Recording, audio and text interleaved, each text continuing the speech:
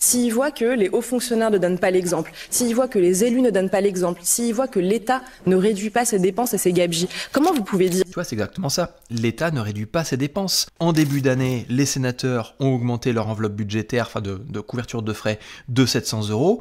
Les députés ont fait exactement la même chose avec 300 €.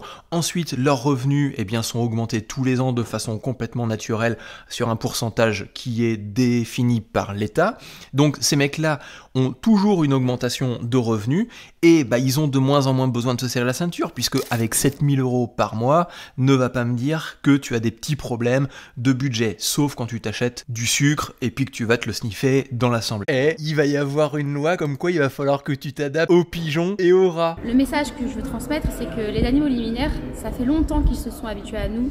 Et bien c'est à nous maintenant de nous habituer à eux. T'as vu? Faut qu'on s'habitue aux rats. Alors les rats, on peut les dégager de l'assemblée aussi, parce que ils nous pompent un max de taxes, ils nous pompent un max d'impôts pour faire des lois ridicules sur des nuisibles, comme les politiques du LFI. Ce sont des nuisibles. Ils pompent ton argent pour pondre des lois pour protéger les nuisibles. En fait, ils veulent rester en famille. Bayrou, l'homme à la poigne de fer, et il est Premier ministre.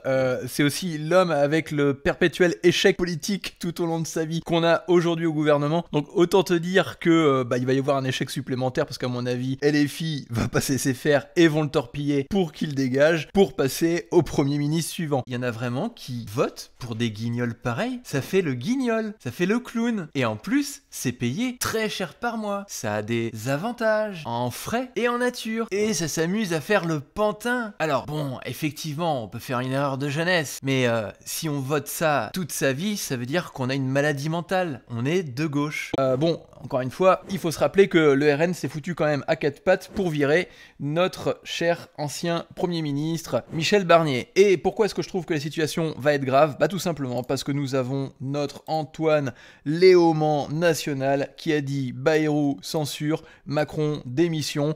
Donc ça veut dire que le projet de LFI va être le suivant dans les semaines et les mois qui arrivent. Et c'est exactement la même stratégie qu'ils ont utilisée avec Barnier. Ah, c'est beau, c'est main levée en l'air. Non, je suis triste parce qu'ils ont une maladie mentale, ces gens-là.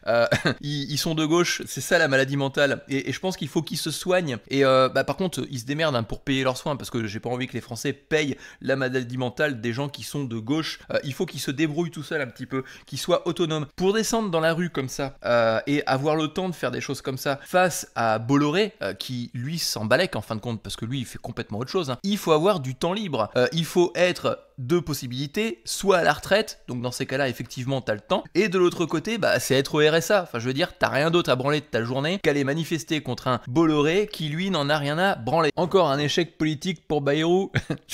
En même temps il est un peu habitué à ça. Le gars on le voit jamais, aucun plateau télé, on l'entend pas dans l'assemblée, et quand il s'agit d'essayer de grappiller un petit poste un peu plus confortable, boum, magique, on le voit, un petit peu comme Manuel Valls. D'ailleurs c'est étonnant qu'on l'ait pas encore vu celui-là. Après, si t'en as marre de toutes ces magouilles politiques, tu peux aussi faire comme moi, être rémunéré à t'exprimer grâce à YouTube ou encore TikTok, et si tu t'abonnes, les algorithmes t'enverront mes conseils pour que tu puisses y arriver.